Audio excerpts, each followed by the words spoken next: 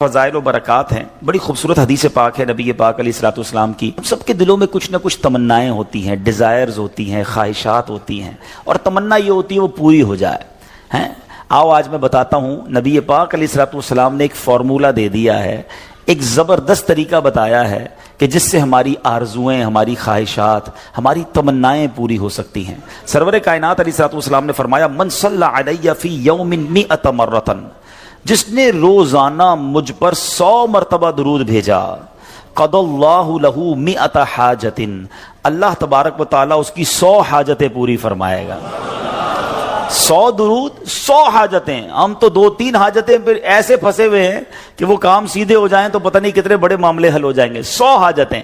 اچھا پھر کرم نوازی دیکھو، اللہ کریم ہے نا، بندوں پر مہربان ہے، وہ زیادہ جانتا ہے، بہتر جانتا ہے کون سی چیز ہمارے لیے کتنی ضروری ہے. تو پھر آقا فرماتے ہیں 70 منہا لآخرتہ و30 منہا لدنیا. آقا فرماتے ہیں ان میں 70 آخرت کی اور 30 دنیا کی حاجات ہوں گی.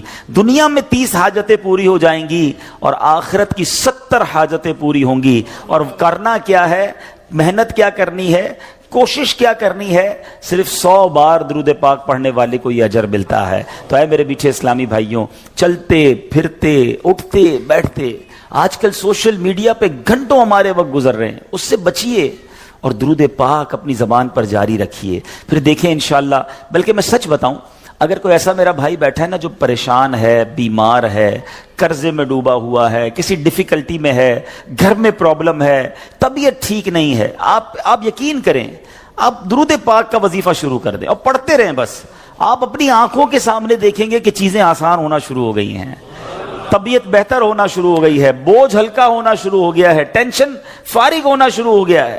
مسئلہ یہی تو ہے کہ پرابلم میں، مشکل میں ہم سب کو یاد کرتے ہیں، سب کے پاس جاتے ہیں، نہیں پکارتے تو اپنے رب کو نہیں پکارتے، اللہ کے حبیب علیہ الصلوۃ والسلام پر درود نہیں پڑھتے.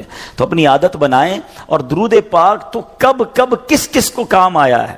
اگر میں یہ کہوں نا کہ میری اور آپ کی دنیا میں آمد کا ایک سبب بھی ہم سب کی جو تخلیق ہوئی ہے، ہمارے جد امجد کون ہیں، ہم کس کی اولاد ہیں؟ حضرت آدم علیہ السلام کی. اچھا ماشاءاللہ، حضرت آدم یعنی ہماری امی حضور پھر کون ہوئی؟ بی بی حوا. ماشاءاللہ اتنا تو پتا ہے نا. حضرت آدم اور بی بی حوا کا رشتہ کیسے ہوا آپ کو پتا ہے؟ یہ نکاح کیسے ہوا، یہ رشتہ ہوا، یہ جوڑا بنا تو یہ سلسلہ بنی آدم شروع ہوا نا، اولاد شروع ہوئی. اور بڑھتے بڑھتے بڑھتے آج ہم سارے دنیا میں آ گئے. ہمیں آدمی کہا کیوں جاتا ہے؟ ہم حضرت آدم علیہ السلام کی اولاد ہے نا. اب آؤ بتاتا ہوں، یہ پہلا نکاح، یہ پہلا رشتہ، یہ پہلا جو جوڑا بنا وہ کیسے بنا؟ سبحان اللہ. اب اس کے بارے میں یہ آتا ہے کہ جب علامہ نبہانی رحمۃ اللہ تعالی نقل کرتے ہیں کہ جب اللہ عز و جل نے حضرت آدم علیہ السلام کو پیدا کیا، انہوں نے آنکھیں کھولی تو عرش پر اسم محمد صلی اللہ تعالی علیہ وسلم لکھا ہوا دیکھا. حضرت آدم کے دنیا میں آنے سے پہلے ہی میرے آقا کا چرچا ہے، نبی پاک کا نام عرش پر لکھا ہوا ہے. اب عرض کی اے میرے رب، کیا مجھ سے بڑھ کر بھی تیری بارگاہ میں کوئی عزت والا ہے، معزز ہے؟ حضرت آدم اللہ سے پوچھ رہے. ارشاد فرمایا ہاں، یہ نام تیری اولاد میں سے ایک نبی علیہ الصلوۃ والسلام کا ہے جو تجھ سے بڑھ کر میرے یہاں معزز ہے. حضرت آدم سے کہا جا رہا ہے کہ تجھ سے بڑھ کر میرے ہاں معزز ہیں. اگر وہ نہ ہوتے تو میں نہ آسمانوں کو پیدا کرتا، نہ زمین کو، نہ جنت کو، نہ جہنم کو. کہ جب اللہ عز و جل نے ان کی پسلی سے حضرت حوا رضی اللہ تعالی عنہا کو پیدا کیا تو آدم علیہ الصلوۃ والسلام نے انہیں دیکھا، ایسی مخلوق جس کے مشابہ کوئی اور مخلوق نہ تھی. اللہ عز و جل نے حضرت آدم علیہ الصلوۃ والسلام میں خواہش بھی پیدا کی. تو انہوں نے عرض کی الہی یہ کون ہیں؟ فرمایا حوا رضی اللہ تعالی عنہا. عرض کی مولا میرے ساتھ جوڑا بن جائے. ارشاد ہوا تم اس کا مہر ادا کرو. عرض کی مولا مہر کیا ہے؟ ارشاد فرمایا اس نام والے پر 10 مرتبہ درود بھیجنا ہے. جس کا نام عرش پہ دیکھا ہے نا، اس کے نام پر 10 بار اس نام والے پر درود بھیجو. تو کہا اے اللہ میں نے ایسا کر لیا تو کیا میرا جوڑا ہو جائے گا؟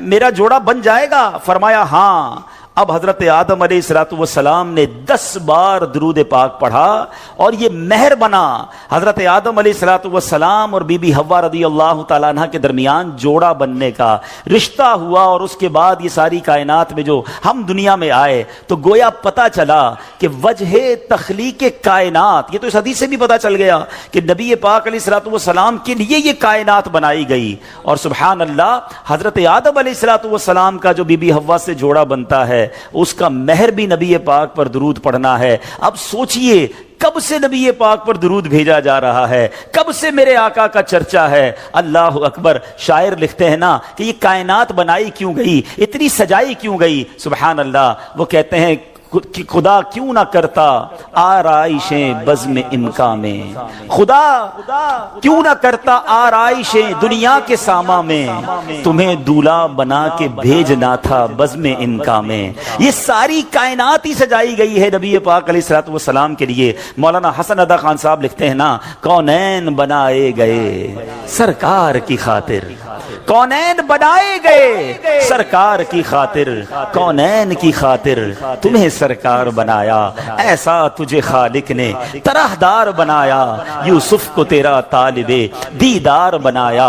حضرت آدم علیہ السلام نے جب یہ سوال کیا ہوگا، ذرا امیجن کریں کہ یا اللہ مجھ سے بڑھ کر بھی کوئی تیرے ہاں عزت والا ہے، تو بتایا کیا گیا ہے تیری اولاد میں آنا تیرے بعد بظاہر ہے مگر تجھ سے بھی زیادہ عزت والا ہے۔ سیدی اعلیٰ حضرت امام اہل سنت بڑا پیارا شعر لکھتے ہیں کہ جب سے حضرت آدم علیہ السلام کو یہ پتا چلا کہ میری اولاد میں کوئی ایسی شخصیت نے بھی آنا ہے جو رب کے یہاں اتنا مقبول ہے، تو اس کی یاد میں حضرت آدم علیہ السلام گویا گم رہا کرتے۔ سبحان اللہ۔ سیدی اعلیٰ حضرت لکھتے ہیں کہ حضرت آدم علیہ السلام کیا کہا کرتے کہ ظاہر میں میرے پھول ہیں، حقیقت میں میری اصل۔ بعد میں آنے والا تنے کے تنا جو ہے اس کے بعد پھول آتا ہے نا، کہتے ظاہر میں تو میرے پھول ہیں، حقیقت میں میری اصل، اس گل کی یاد میں یہ صدا ابو البشر کی ہے۔